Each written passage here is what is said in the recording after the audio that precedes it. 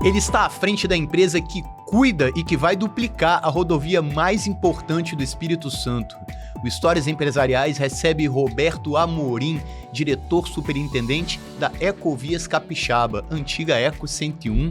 Vai falar pra gente aqui um pouco sobre a repactuação do contrato, né, a duplicação da BR. Bem-vindo ao Histórias Empresariais. Rafael, muito obrigado pelo convite. Estamos à disposição para esclarecer toda e qualquer dúvida e prestar informações para toda a sua audiência. O senhor estava me falando agora que dessa vez não tem problema, né? Não vai ter interrupção no contrato. O contrato agora é para valer, não é isso? Exatamente. O contrato ele foi modernizado de uma forma bem interessante. Inclusive é bom comentar que ele vira um dos contratos mais modernos que tem no país.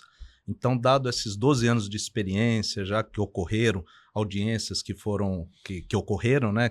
Então, nós pegamos toda essa experiência e nessa modernização foi incorporado junto à NTT, junto ao Ministério do Transportes e o TCU, todas essas demandas, vamos dizer assim, da sociedade. Então, interessante comentar que nós vamos ter dois momentos. Nós temos os 3 primeiros anos desse novo momento da concessão, onde todo o projeto executivo que já estava elaborado, o licenciamento ambiental concluído, ele está nessa primeira etapa. Então, a gente já tem obras para os próximos 3 anos que eu não dependo de nenhum tipo de aprovação, enfim, que a gente dá uma continuidade interessante para esse investimento e uma velocidade interessante. Bom, já está em vigência também a isenção do pedágio para motos, que foi uma das questões colocadas aí no novo contrato. Queria saber o que de imediato aí, né, nesses próximos anos se destaca e se tem algo novo aí que ainda não foi colocado para a sociedade. Rafael, acho que é realmente bom destacar que no último dia 26 de agosto foi assinado o aditivo. Então, todas essas alterações contratuais passaram a valer a partir desse momento, né? Então, como você bem colocou, os motociclistas agora têm isenção total, então não paga mais pedágio. Ele já tem uma via exclusiva à direita ali na Praça do Pedágio para poder passar com bastante tranquilidade e segurança. Inclusive, não precisa passar mais na cabine de pedágio, então já está segregado. Além disso, quem utiliza aquela tag eletrônica, né, o pedágio eletrônico que nós chamamos, ele também vai ter um desconto de 5% na passagem.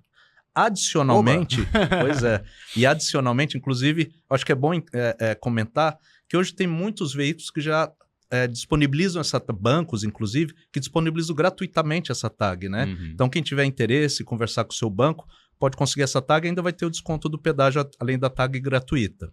5%. E além dessa tag gratuita, o veículo de passeio, aquele usuário que precisa utilizar a rodovia para trabalhar, às vezes passa pela Praça do Pedágio, também vai ter um desconto progressivo. Esse desconto progressivo, cada vez que ele passar numa praça de pedágio no mesmo sentido, então ele passou a primeira vez, ele tem um descontinho além dos 5% do tag. Passou a segunda vez, aumenta. Esse desconto no total pode chegar até aproximadamente 30% quando ele passar a 30ª passagem. E aí, cada mês, isso zera. Então, fechou setembro, passou para outubro, zera esse desconto e começa a contar de novo e novamente vai esse desconto progressivo. Então, esse também é um outro benefício para quem utilizar a tag e precisa utilizar com frequência a rodovia. Além disso, acho que o volume de obras também, né, que a gente, como eu disse, nos próximos 3 anos, a gente tem uma aceleração desses investimentos.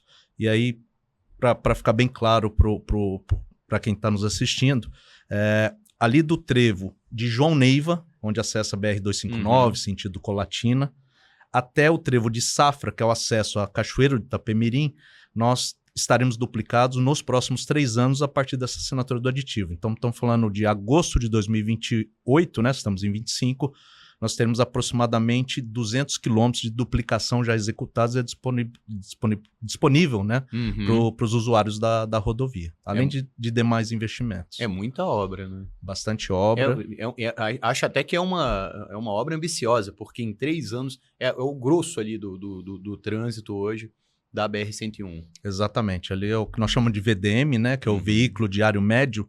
Todos os estudos mostram que ali é o trecho mais crítico em termos de volume de tráfego, nível de serviço, por isso a priorização desses trechos nessas obras agora desses 3 primeiros anos. Isso inclui ali, por exemplo, Santa Teresa, vai ter um contorno, como é que vai ser ali? Exatamente, bem observado. Nós temos até João Neiva ali 2 municípios que a gente sabe que hoje seria muito crítico fazer a duplicação por dentro do município. Estamos falando de Ibiraçu e Fundão.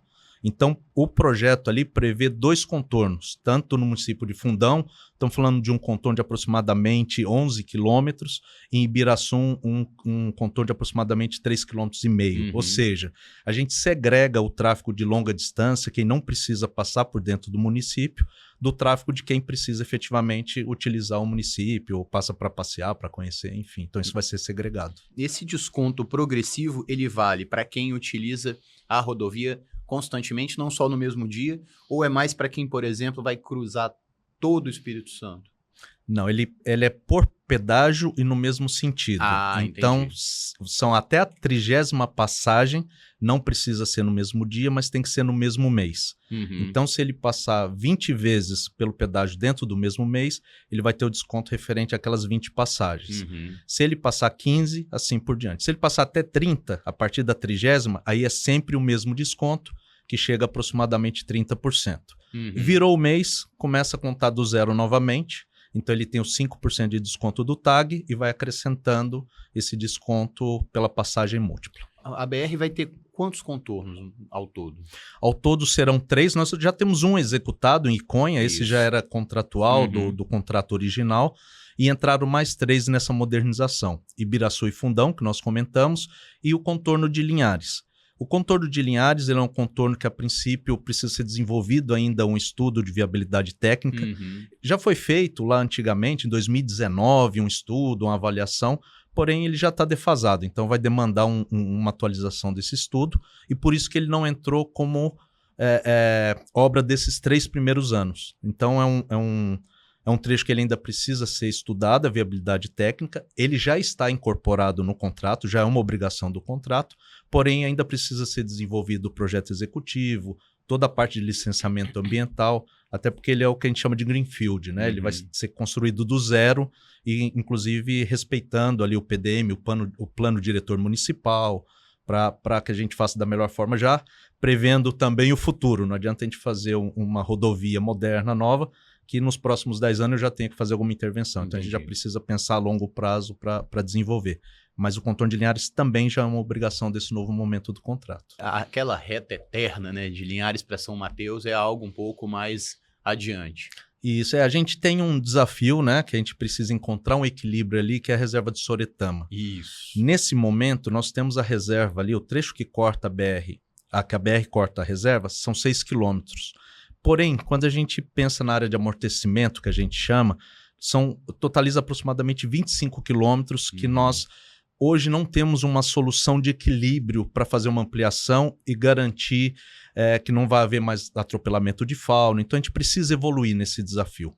E para que a gente possa evoluir nesse desafio, a gente tem trabalhado com área acadêmica, enfim, pedindo um apoio exatamente para a gente achar. Nós entendemos que há possibilidade de achar esse equilíbrio de desenvolvimento e manutenção do meio ambiente, manutenção do social ali. A gente acredita muito nisso e é isso que nós vamos buscar, construir junto com a sociedade uma solução e acreditamos que dá para ser uma das mais modernas. A gente vire no Estado uma referência nessa solução, é isso que nós vamos buscar.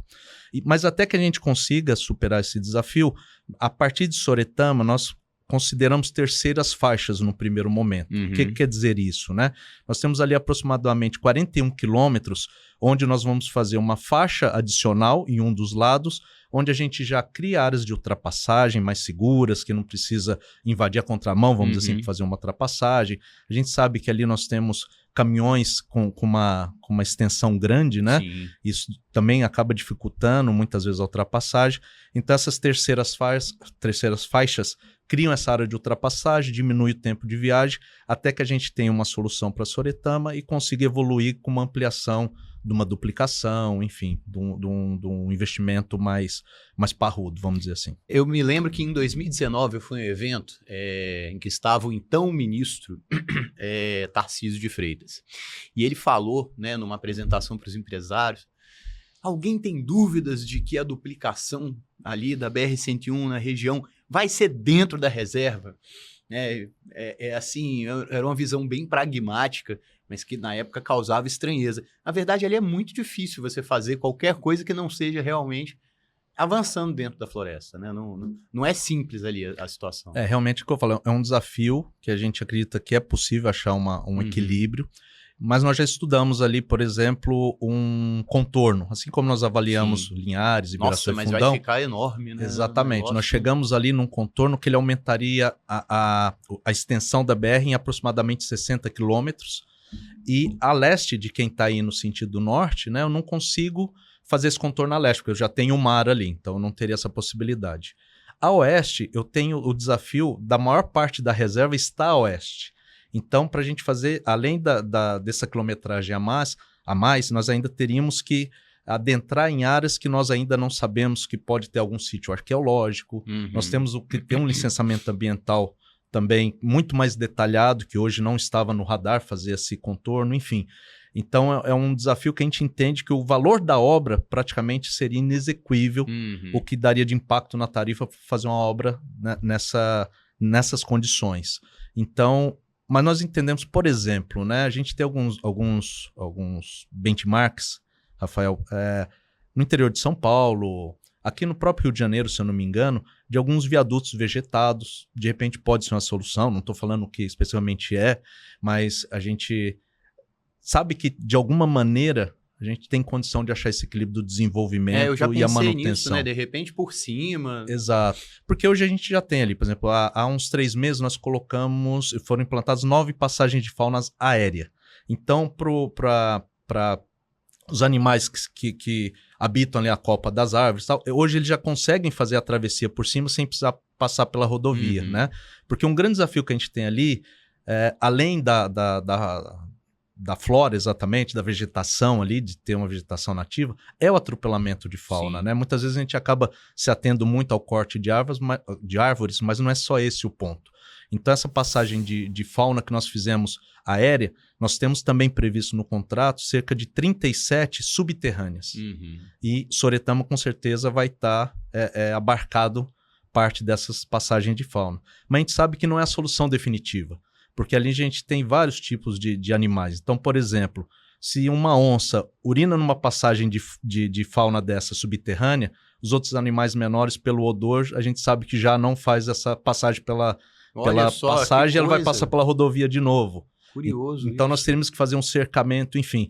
Como eu disse, a gente está buscando esse conhecimento junto à área acadêmica, pedindo apoio para que a gente ache ali um equilíbrio que a gente acredita que é possível dentro de Soretama. Interessantíssimo isso, muito legal. Bom, vamos falar então, sair um pouquinho aí de tanto projeto, tanta coisa futura e falar da história, né, da Ecovias Capixaba, que foi Eco 101, é do grupo Eco Rodovias. Vamos falar como é que ela surgiu aí logo no início aqui no estado e antes a história prévia dela. Vamos, legal. A Eco 101, então, à época, né, ela surgiu em 2013, num programa de concessão que a gente chama de terceira etapa, né? Para referenciar, hoje nós estamos na 5ª etapa, então o governo federal ele lança de tempos em tempos esse pacote de concessões. Então, por que de tempos em tempos? É o tempo necessário para fazer os estudos necessários, ambientais, projetos, para que isso possa, obviamente, ter uma atratividade também e ter esse equilíbrio financeiro, vamos dizer assim, e efetivamente passa a ser um negócio que ao mesmo tempo traga todo esse benefício esperado para a sociedade. Então, em 2013, a Eco 101, no leilão, arrematou, vamos dizer assim, essa concessão aqui no Espírito Santo, que antes a gestão era do DENIT, né, o órgão federal, e desde então assumiu com essas obrigações.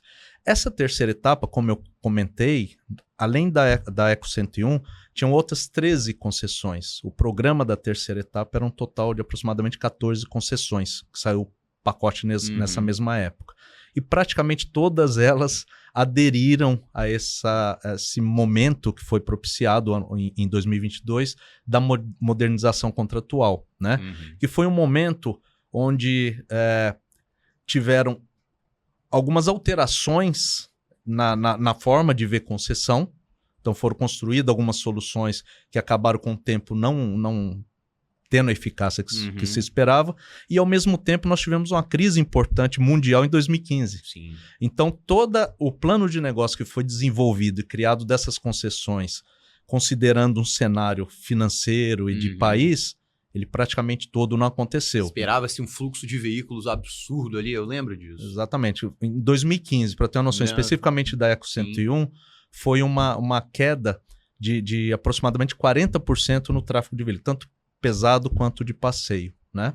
Obviamente que isso, por si só, o risco é da concessão, ou pelo menos era assim que se pensava naquela época. Todo o risco de obra, de tráfego, e isso foi exatamente o que mostrou que não era factível. Não dava para colocar também todo o risco, ou deixar ele 100% com quem ia fazer a gestão das rodovias. E como eu disse, isso não foi parâmetro de uma questão de um único grupo, né? Então isso mostrou que realmente o setor precisava ser reavaliado. E a gente chega nessa quinta etapa, exatamente com um dos contratos mais modernos, e esse item todo, assim como os demais estão sendo negociados, reavaliados. Então hoje nós temos matriz de risco num contrato, tanto por parte do poder concedente quanto da quem vai fazer a gestão da concessionária, muito mais equilibrado. Então, eventuais ganhos acima do esperado, isso retorna para a tarifa como desconto. E fatos do príncipe, que a gente chama, ou questões que não são previsíveis, que também afetam o impacto num limite X, que isso também é estabelecido no contrato, também é compartilhado esse risco com o poder concedente. Então fica um plano de negócio muito mais equilibrado, que traz mais segurança jurídica. Então esse histórico da terceira etapa que nós chamamos, entendemos que ajudou a construir uma segurança contratual hoje muito mais robusta e uma quinta etapa equilibrada, vamos dizer assim, tanto para o poder público, para a sociedade e para quem está fazendo o investimento. A entrada da Eco na BR-101, na época, eu me lembro que a Eco contratou muita gente, né? Muita gente foi empregada e agora, nesse novo momento, eu acredito que não vai ser diferente. Vai ter uma ampliação do quadro de funcionários? Sem dúvida. Nós temos, em média, 500 colaboradores próprios, né? E tem uma parte que, operacional principalmente, são os guinchos, ambulâncias, que a gente já trabalha com terceiros. Então, entre colaboradores próprios e terceiros próximos ou diretos, vamos dizer assim, hoje nós temos cerca de 900 colaboradores. Com a aceleração das obras, a expectativa é que nós geremos por ano cerca de 3 a 4 mil empregos entre diretos e indiretos, principalmente nesse período dos próximos 5 anos, que é o período mais pesado de investimentos em ampliação, que demanda mais trabalhadores ali em todos os ramos, não só na operação, mas também na área de construção civil. Certo. Sei que não tem nada a ver com a Ecovias, mas a gente não pode deixar de perguntar sobre a BR-262, né? Que o governo busca aí uma saída, né? É uma rodovia ali de obra dificílima. E assim, haveria algum interesse, por exemplo, no futuro de fazer a gestão também da BR-262, as duas principais BR do estado? Rafael, você como bem disse, ali realmente tem um desafio grande. A gente sabe que é uma área que tem a geologia complexa, né? Ali por ser ambiente de serra. Então a gente tem outros locais no país com características parecidas e já foram feitos 2 leilões ali que acabaram não tendo interessados no primeiro momento, né? Obviamente que o Grupo Ecorodovias é um grupo que faz gestão de rodovias. Então todo ativo que efetivamente tem a ver com o grupo traga um retorno dentro do esperado, traga dentro das questões que tem acontecido de SD, de social, e faça sentido para o grupo, obviamente que o grupo vai avaliar, né? E fazendo sentido, a gente participa desse certame, vamos dizer assim. O que a gente percebe é que depois dessas 2 oportunidades de não ter interessado, está pensando numa terceira solução. Então a gente já foi noticiado, né? O próprio governo do estado apoiando agora com verba para poder fazer algumas obras, já acelerar algumas obras, para que essas obras já estejam executadas quando for feita uma nova licitação, um novo leilão, para deixar o local, a BR-262 ali, né? Estamos falando de um trecho significativo ali, que ele seja mais atraente para os investidores. Então, acredito que a gente está no caminho certo e, obviamente, quando estiver disponível, a gente vai avaliar com todo cuidado e até pela proximidade com a 101 aqui, né, com a BR-101, a gente vai avaliar com todo carinho. O contorno do Mestre Álvaro também a gestão também é da Ecovias? Perdão, Ecovias Capixaba. Isso. O contorno do Mestre Álvaro ele foi um investimento que foi executado pelo DENIT, né? E já desde o contrato original tinha previsão que assim que executado, ele seria transferido para a concessionária. Nós estamos exatamente nesse momento, após a assinatura do aditivo, construindo essa transição, vamos dizer assim. Nós temos feito reuniões semanais com representantes do Ministério do Transportes, do DENIT, a Prefeitura de Serra, que já se mostrou sensível e quer receber esse trecho ali, né? E da concessionária. Então, esses entes estão trabalhando hoje com a expectativa de aproximadamente até 3 meses para aconteça essa transferência do Mestre Álvaro para a concessionária e o trecho urbano hoje de Serra seja transferido para a prefeitura no mesmo momento. Se tornar uma grande avenida, né? Exatamente, exatamente. Eu queria saber, assim, a pergunta é porque a gente vê que as rodovias trazem desenvolvimento, né? É natural, é inerente à estrutura. Eu queria saber se existe, assim, uma visibilidade de que a melhora da BR-101 já realizada atraiu investimentos, atraiu projetos, atraiu pessoas interessadas em empreendimentos, e se existe a perspectiva, uma projeção disso acontecer mais ainda no futuro. Sem dúvida, não temos dúvida disso. Os últimos 2 anos nós observamos crescimento de tráfego, tanto passeio quanto comercial na BR, né? O Estado do Espírito Santo tem uma característica interessante com relação ao crescimento. O PIB do Estado, via de regra, ele é bem mais elástico do que a média país. Então, quando a gente vê o PIB país, via de regra, crescendo, o Estado do Espírito Santo cresce com elasticidade maior. Sim. O contrário também é verdadeiro. Quando a gente pega historicamente, quando também há o PIB com uma retração, a retração também acaba sendo um pouco mais. Mas isso para dizer o seguinte, que a gente observa todos os grandes municípios, Linhares, Serra, né, ou a Grande Vitória como um todo, no sul ali também a região ali que faz muito beneficiamento de rocha, né, então com Cachoeiro de Itapemirim, toda aquela região ali, crescendo muito rápido. E a gente vê, apesar de agora a gente estar no momento de atenção por conta do que tem acontecido aí dessas relações com os Estados Unidos, mas a gente sabe que também que é um tempo de adequação do mercado, né? Se essas tarifas continuarem como estão, naturalmente, em máximo 1 ano, a expectativa que isso a gente vai encontrar outras maneiras de outras rotas, outras saídas, porque não tem como. Mas isso para dizer que a gente observa isso na nossa rodovia e ano a ano tem sido observado crescimentos tanto no veículo de passeio quanto no veículo comercial, que era uma perspectiva já que a gente tinha, inclusive pós-pandemia, que realmente até 500 quilômetros, alguns estudos que nós fizemos mostrava isso, as pessoas passariam a viajar mais de carro e menos de avião, até por conta do valor da passagem. E a gente tem observado isso na prática. Mesmo? Sim, desde 2022, a gente observa as pessoas no sul da Bahia, aqui no norte do estado do Rio de Janeiro. Sul da Bahia porque fica meio ruim ali, né, para você ir de avião, realmente não tem muita alternativa. Né? E acaba ficando uma viagem, até porque boa parte aqui ele pega, apesar de ainda não estar duplicado, ele já pega um pavimento, a sinalização boa ali, né? Relativamente boa até a divisa, ainda entrando um pedacinho da Bahia, já vendendo o nosso peixe aqui, né? Da Ecovias Capixaba.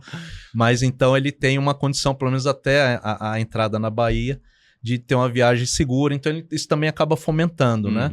E isso nos traz ainda mais responsabilidade, sabe, Rafael, de saber que a gente influencia diretamente nesse desenvolvimento, que a infraestrutura, apesar de não ser o único item, mas a infraestrutura, obviamente, ela vai ter esse diferencial entre acelerar ou não esse desenvolvimento. Então isso para a gente é muito claro, temos noção dessa responsabilidade e por isso que tanto eu quanto o time da Ecovias Capixaba está muito imbuído a fazer diferente dessa vez, reconhecer algumas coisas que talvez não tenha corrido da maneira que foi na última etapa, vamos dizer assim, e trazer essas lições aprendidas agora para o nosso dia a dia. Então isso a gente já está mostrando na prática e até adiantando para você aqui, nesse primeiro ano de aditivo, dessa duplicação que eu comentei, 22 quilômetros já são esperados nos 12 primeiros meses. Então nós temos 22 quilômetros para entregar de duplicação. Mês que vem, a gente já entrega o primeiro trecho, que é ali então vocês vão fazer uma obra em um mês? Não, não é isso. Na verdade, a gente já acreditando no projeto e alinhados com a Agência Nacional de Transporte Terrestre, nós fizemos uma antecipação, mesmo sem a certeza se íamos continuar ou não no projeto. E aí, se a gente não continuasse, já tinha, obviamente, isso tudo documentado, que nós seríamos indenizados por essas obras que estavam sendo adiantadas. Ou seja, então esse ano, nossa expectativa é que até o final do ano, dos 22 quilômetros, a gente já entregue 12 ainda esse ano. Ou seja, com 4 meses de assinatura de aditivo. E esses 12 quilômetros, eles são em qual trecho? Nós estamos falando ali de Guarapari Anchieta. Hoje já está disponível para o usuário utilizar a rodovia, só tem um pequeno desvio de 500 metros, que é uma ponte nova que nós estamos construindo sobre o Rio Grande, bem ao lado do posto Jaqueira ali, quilômetro 348, para quem tem a quilometragem como referência. Se não, posto Jaqueira ali.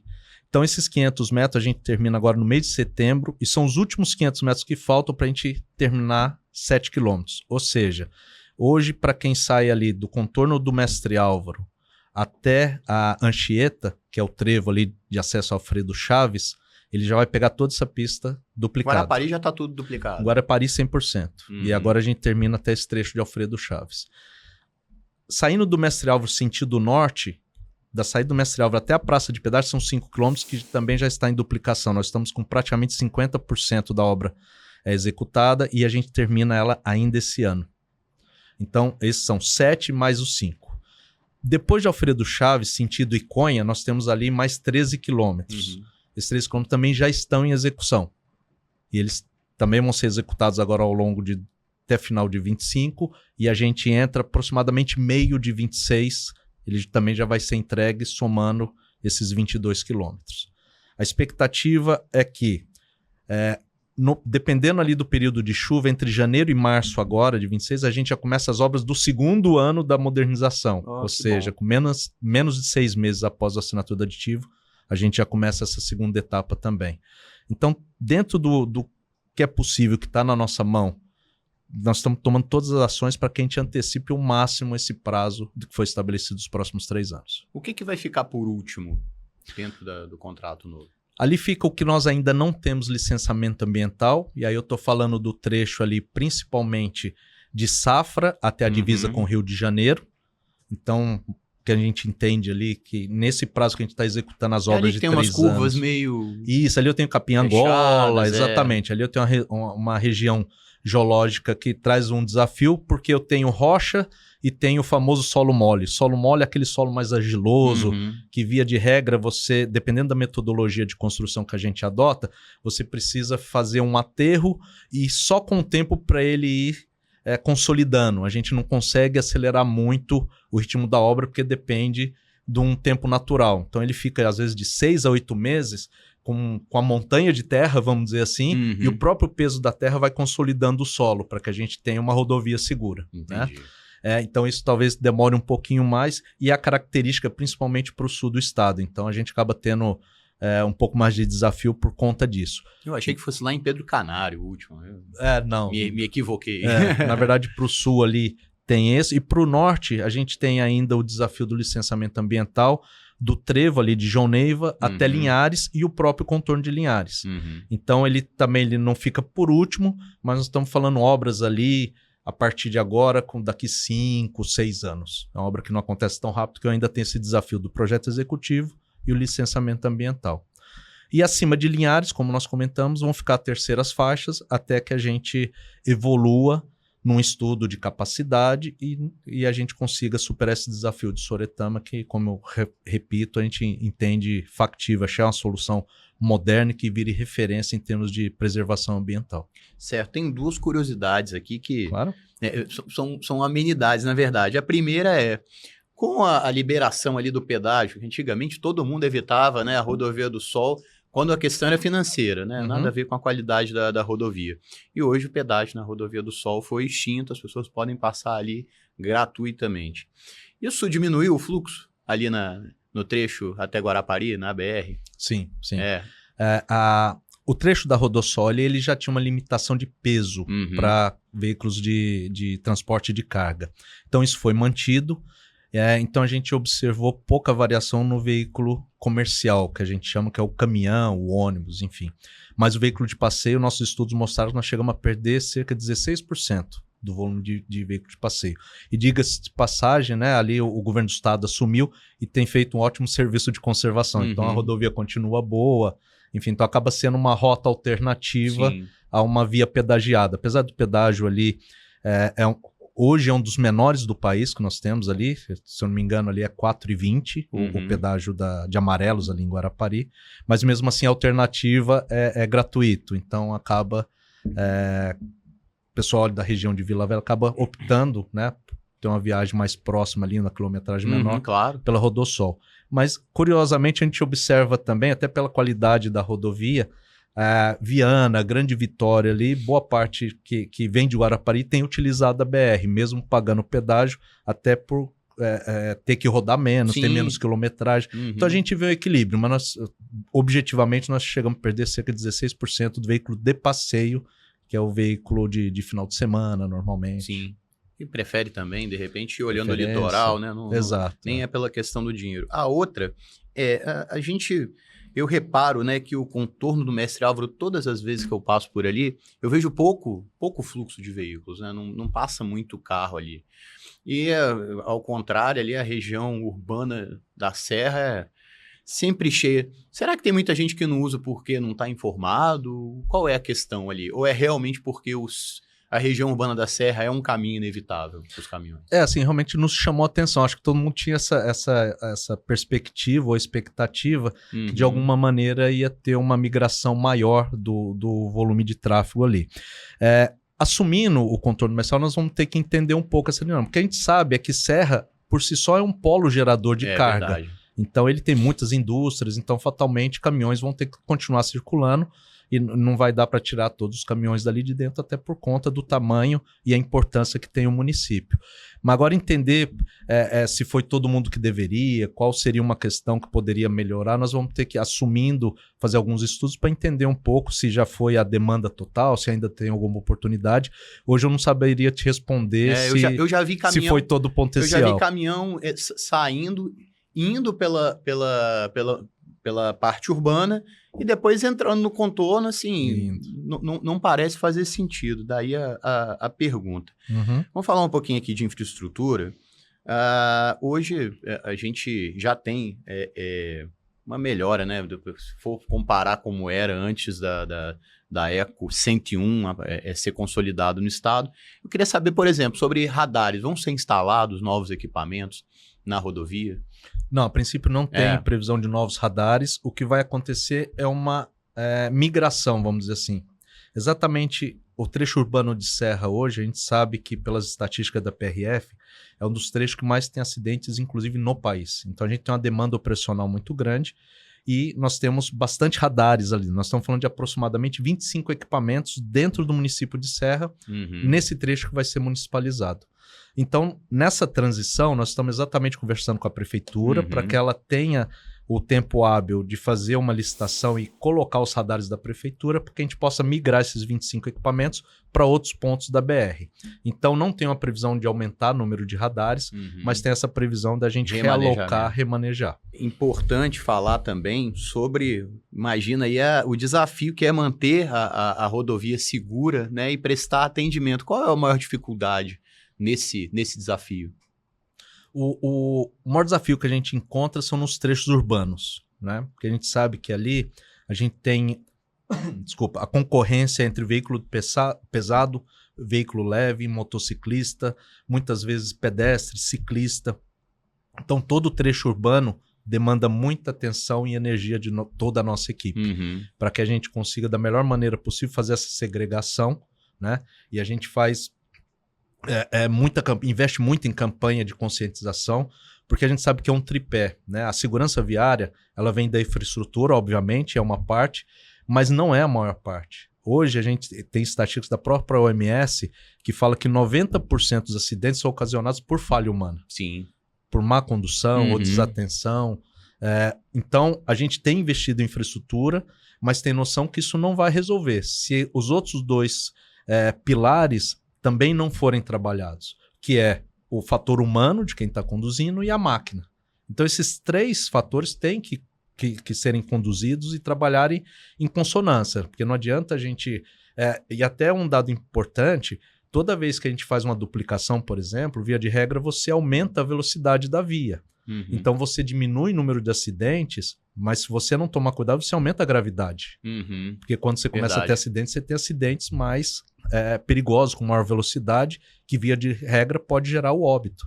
Então, a gente, além de campanhas de conscientização para condução, a gente tem investido pesado na infraestrutura e também fazemos campanhas recorrentes junto com a PRF de fiscalização do próprio equipamento, para garantir também que os equipamentos que rodam a rodovia estejam em boas condições, né? E só reforçar, a PRF é um grande parceiro, a Polícia Rodoviária Federal, a gente trabalha muito em conjunto, um objetivo comum da segurança viária, e a gente trabalha muito bem aqui junto no estado, com diversas campanhas ao longo do ano, e destacando já em setembro agora, a gente tem a Semana Nacional do Trânsito, que é um mês importantíssimo, que a gente traz campanhas, eventos, inclusive já de antemão, Rafael, te falar que no dia 20 de setembro agora, um domingo, nós vamos fazer um importante evento na Reserva da Vale. 21 é domingo. 21 domingo? Desculpa. Isso. Então, no sábado, dia 20, perdão. Dia 20. Sábado, dia 20, um evento importante, e já convidamos todos, pais, mães, crianças, para estar conosco lá. Nós vamos estar com a nossa mini pista, onde eles vão poder simular como se estivesse rodando na BR com um carrinho elétrico. Nós vamos estar com o nosso simulador de impacto, onde a gente mistura a sensação do impacto físico com tecnologia 3D, para que você tenha uma realidade muito próxima ali. O que é você estar num acidente sem precisar estar num acidente? Sim. Então a gente convida a todos no dia 20, sábado, estar conosco então lá no Parque da Vale. Parque da Vale, dia 20 de setembro, próximo dia 20, sabadão aí. Exatamente. Um evento com a Ecovias Capixaba. Fiquei curioso aqui para saber quantos telefonemas as centrais, né, o apoio ali recebe por dia. Você tem ideia?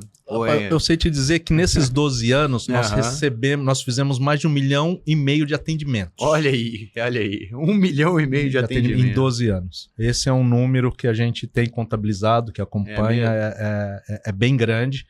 Hoje em dia a gente tem uma característica diferente. Antes utilizava-se muito o 0800 e agora a gente tem inclusive o WhatsApp. Então o usuário acaba utilizando muito o WhatsApp, e o legal disso é que ele consegue compartilhar a localização exata. Então quando ele pede um apoio para o nosso controle não precisa ficar falando, estou aqui perto do Matagal, do lado... Exatamente. Ele já manda a localização, isso agiliza o nosso atendimento, a gente chega mais rápido e faz esse atendimento, seja guincho, ambulância, enfim. Já teve pedido esdrúxulo, assim, tipo, oh meu Deus... de alguém entrar em contato e falar, eu preciso de comer, tô com fome. Não. Rapaz, não me lembro nada assim, muito esdrúxulo. O que a gente vê muito pedido de auxílio, às vezes mesmo quem não é usuário da rodovia nas nossas bases, porque nós temos a base de apoio ao usuário, né, que são os SAUs, são 12 ao longo do trecho, e o usuário pode beber água, tem um banheiro, tem fraldário, inclusive com disponibilidade de fraldas, precisando, é uma área de apoio. A comunidade ali, de repente, às vezes vai numa ambulância, alguma coisa do tipo, às vezes acontece. Nós fizemos diversos partos na rodovia. É mesmo? Que eu me lembro assim... Já vi notícias a respeito. Que eu me lembro, assim, estudando pelo menos 5, eu me lembro bem de a gente ter divulgado. E deixa eu até aproveitar que você comentou dos radares, eu acabei esquecendo de comentar que em termos de tecnologia, apesar de não ter novos radares, nós teremos mais 150 câmeras. Então, isso também, a expectativa é que a partir da implantação de 150 câmeras, hoje nós temos 20 já que acessa o controle. O vídeo monitoramento, aquele... Vídeo monitoramento, exatamente. Entendi. Quando estiver complementado, vamos dizer assim, nós administramos 478 quilômetros de rodovia. 70% vai estar monitorado por câmera. Então, vai virar um grande trecho que vai ser monitorado. Obviamente que a gente continua com os veículos de inspeção, que é aquele carro caracterizado com Ecovias, ambulância, guincho, mas vem para nos ajudar também nessa eficiência, chegar mais rápido quem está precisando do nosso apoio. Então essas câmeras vêm ajudar em todo sentido. E o apressadinho, por exemplo, que gosta de ultrapassar em local proibido, coloca as outras pessoas em risco, também vão ser monitoradas pela câmera ou... Ela é mais para uma questão operacional? Ela acaba não tendo esse objetivo. Entendi. Ela acaba sendo uma questão operacional, mas serve até para também, em termos de estatística, para nos ajudar nessas campanhas de conscientização, como eu comentei, né? Então acaba acaba virando ferramenta de trabalho também. Anos anteriores foi falado, né, mas isso já tem muitos anos, falado que no futuro os radares não mediriam a velocidade instantânea ali da hora, mas sim fazer a média, por exemplo. Seria o pesadelo do pessoal apressadinho em pé pesado, né? Existe alguma possibilidade disso vir a acontecer? Existe, ainda não tem a legislação que permita isso, né? Mas nós temos, inclusive, em concessionária do grupo, sendo feito esses testes. Em Minas Gerais, nós temos uma concessionária que já está fazendo esse teste da velocidade média, que a gente chama, né?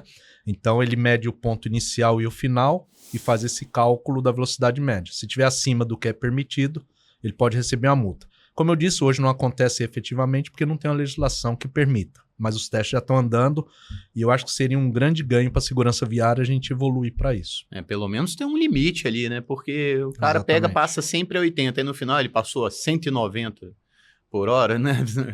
Isso é complicado. E com relação a radar, Rafael, até me permita esclarecer e reforçar que algumas pessoas ainda acham que o radar, quando multa, essa multa gera um valor para a concessionária. Isso não é verdade, tá? Toda multa que acontece de radar, ela é uma multa que é convertida, ela vai para o governo federal. A gente não tem relação. A única coisa do radar que nós fazemos é operar e pagar a conta da operação dele.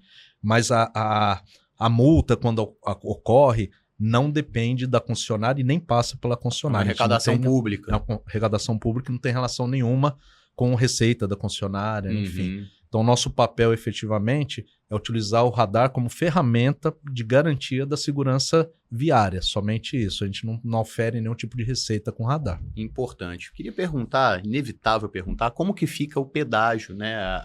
O reajuste da tarifa dentro desse novo contrato. A nossa tarifa de pedágio, por vários motivos, inclusive pelas obras não terem ocorrido conforme o previsto, o cronograma de 2013 para cá, nós tivemos nesses 12 anos cerca de 25% de reajuste da tarifa em 12 anos.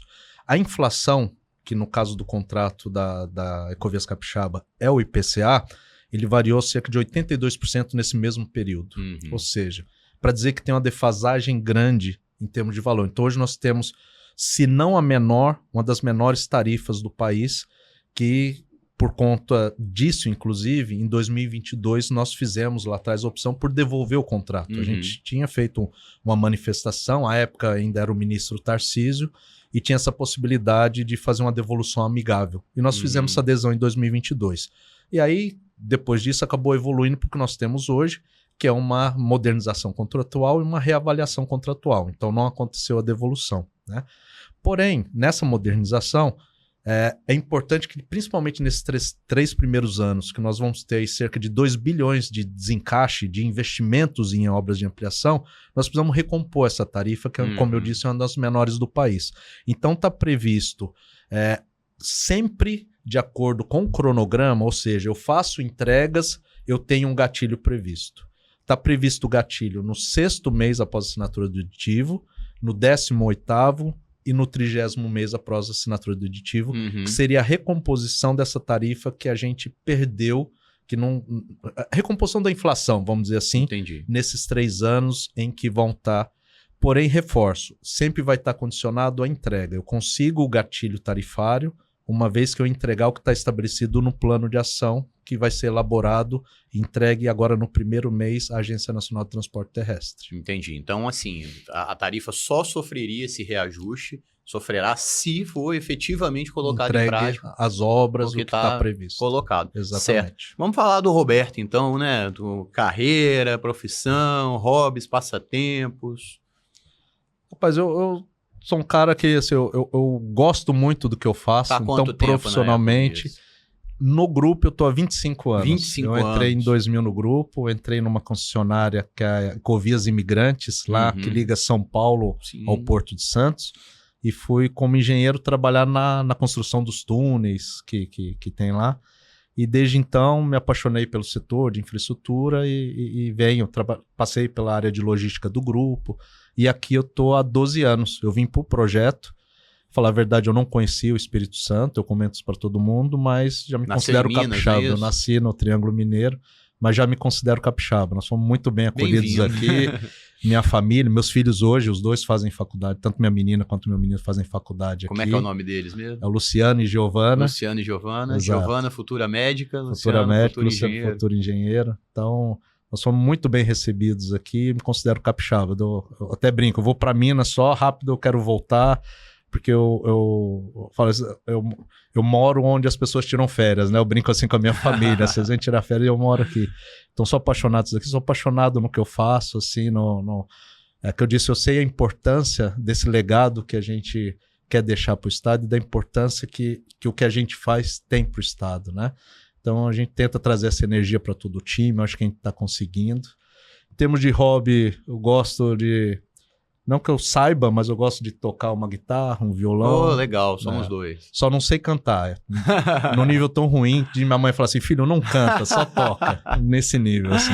Ah, não, que isso, de jeito nenhum. Mas vale pra todos, né? Todo mundo tem que cantar um pouquinho, né? Nem que seja escondidinho ali no banheiro. No banheiro sempre, né? Não tem problema, mas é formado em engenharia civil, não é isso? Eu sou engenheiro civil, tenho uma pós-graduação em finanças e controladoria, tenho uma pós-graduação em gerenciamento de projetos também. E gosta mais das montanhas capixabas ou das praias capixabas? Eu gosto dos dois, que eu falei, esse privilégio de em 1h30 você sair da praia, tá numa montanha com 10, 15 graus a menos, pouquíssimos locais no país, eu acho que fornece isso, né? Então, eu acho isso daqui apaixonante, exatamente essa facilidade que o Estado é para todo mundo que gosta de praia, de montanha, e tem para todo gosto aqui uma opção de diversão, de lazer, para você dar aquela relaxada. Bom, você vê, eu sou apaixonado pelo Espírito Santo. Pô, que bom, legal. Também sou, mas eu nasci aqui, sou capixaba da gema, então aí não conta. Bom, Roberto, espaço aberto, se quiser falar mais alguma coisa. De repente eu não perguntei alguma coisa, então fique à vontade. Só agradecer, muito legal, não é um ambiente que eu tô tão acostumado, até brinquei no início, indo né? Muito bem. Fico mais no meu escritório lá, com o time, mas nós sabemos da importância que é cada vez mais trazer informações para os seus ouvintes, para a população capixaba, e nós cada vez mais vamos estar à disposição e essa recorrência de trazer essas informações. Então nós vamos manter atualizado sempre que tiver uma obra, enfim, e foi interesse de vocês, estamos à disposição para ser convidado e trazer mais informações aqui, manter a população e todos os seus ouvintes e telespectadores sempre muito bem informados com relação à Ecovias Capixaba e a BR-101. Perfeito, muito obrigado mais uma vez, as portas vão estar sempre abertas. Muito obrigado. Esta entrevista está disponível nas edições impressa e digital do jornal A Tribuna, no portal Tribuna Online, em nosso canal no YouTube e nos tocadores de podcast.